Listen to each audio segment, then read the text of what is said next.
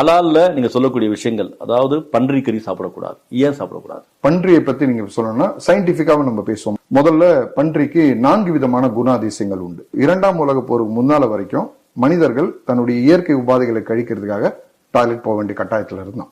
அப்படிதான் இருந்தது உலகம் ஆரம்பத்திலிருந்து கடைசி வரைக்கும். அப்போ 2ஆம் உலக போருக்கு பிறகு டாய்லெட் என்ற ஒரு கான்செப்டை உலக மக்கள் கொண்டு வராங்க. அப்போ இந்த மனிதனுடைய இயற்கையை கழிவுகளை எடுக்கிறதுக்கு ஒரு ஒரு உயிரினம் வேணும்னா இறைவன் அதை படைக்கிறார். அதனுடைய பர்பஸ் என்னன்னா என்விரான்மெண்ட் கிளீனர். மனிதன் செய்த உபாதைகளை கிளீன் பண்றது அதனுடைய ஜாப். மலத்தை உண்பது அதனுடைய பிரைமரி டாஸ்க். 2வது, உலகத்தில் உள்ள அனைத்து விலங்குகளும் தன்னுடைய கழிவை தானே சாப்பிடாது, பன்றியை தவிர. பன்றி மட்டுமே தன்னுடைய கழிவை தானே சாப்பிடும். 2வது அதுக்குள்ள கேரக்டரிஸ்டிக்ஸ்.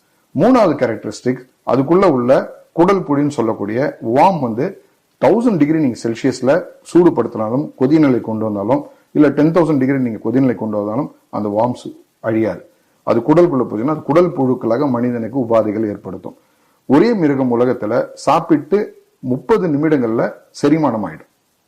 மற்றதுக்கெல்லாம் 4 மணி நேரம் தேவைப்படுது. மனிதனுக்கெல்லாம் செரிமானம் ஆகிறதுக்கு 4 மணி நேரம் ஆகும். ஆனா இது மட்டுமே 30 நிமிடத்துல அதனுடைய கழிவுகளை கொண்டு வந்துடும். அப்ப அதனுடைய எக்ஸஸ் உள்ள அன்வான்ட் பாக்டீரியாஸ் எல்லாமே ஃபேட்ல போயிட்டு ஸ்டோரேஜ் ஆயிடும். அப்போ இந்த உணவை மனிதன் உட்கொண்டால் மனிதனுக்கு உகந்ததல்ல அப்படின்றத படைப்பாளனாகிய இறைவன் சொல்றான், இது சாப்பிடாத. அவன் தான் படைக்கிறான். இதை விட முக்கியமானது, உலகத்தில் உள்ள எந்த மிருகங்களும் செய்யாத ஒரு விஷயத்த இந்த மிருகம் செய்யும். என்ன செய்யும்னா, தன்னுடைய துணையுடன் கூடிட்டு மற்ற துணையை அழிச்சிட்டு வந்து அது பார்க்கும், வேடிக்கை பார்க்கும், அனுபவிக்கும். இந்த பண்பு ஷேம்லெஸ் அனிமல் சொல்றோம். முதல்ல என்விரான்மெண்டல் கிளீனர், 2வது ஷேம்லெஸ் அனிமல்.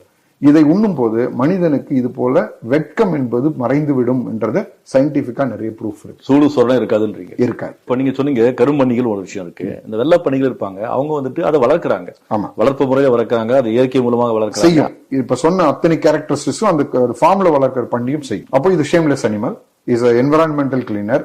சாப்பிட்டீங்கன்னா உங்களுக்கு வியாதிகள் வரும், அதனோட குடல் புழுக்கள் உங்களோட உடலுக்கு போகும், இதனால பல உபாதைகள் வரும், லாங் டைம் டிசீஸ் வரும்ன்றத சயின்டிபிக்கா ப்ரூவ் பண்ணிருக்காங்க. கதையா நிஜமா? இது நிஜம். இது அறிவியல் சார்ந்தது. அமெரிக்காவை சார்ந்த அறிஞர்கள் எவ்வளவு பெரிய டாக்குமெண்டேஷன் பண்ணிருக்காங்க.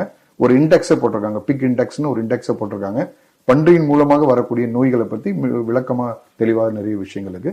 இன்றைக்கு இந்த கோவிட்டுக்கு பிறகு சைனா மாதிரி நாடுகளில் போனீங்கன்னா பன்றி சாப்பிடுவது குறைக்கப்பட்டிருக்கின்றது ஸ்டாட்டிஸ்டிக்ஸ் காட்டுது. அப்புறம் ஆல்கஹால், மதுவை எடுத்துட்டீங்கன்னா சிந்தட்டிக் ஆல்கஹால், நேச்சுரல் ஆல்கஹால் 2ஆ பிரிச்சுக்கணும். இங்க என்ன கன்ஃபியூஷன் வருதுன்னா, மக்கள் ஆல்கஹால்ன்றது காமனா எடுத்துக்கிறாங்க. இப்போ இண்டஸ்ட்ரியல் ஆல்கஹால்ன்றது இண்டஸ்ட்ரியல் பர்பஸ்க்காக யூஸ் பண்ணக்கூடிய உங்களுடைய சிந்தட்டிக் ஆல்கஹால்னு சொல்லுவாங்க.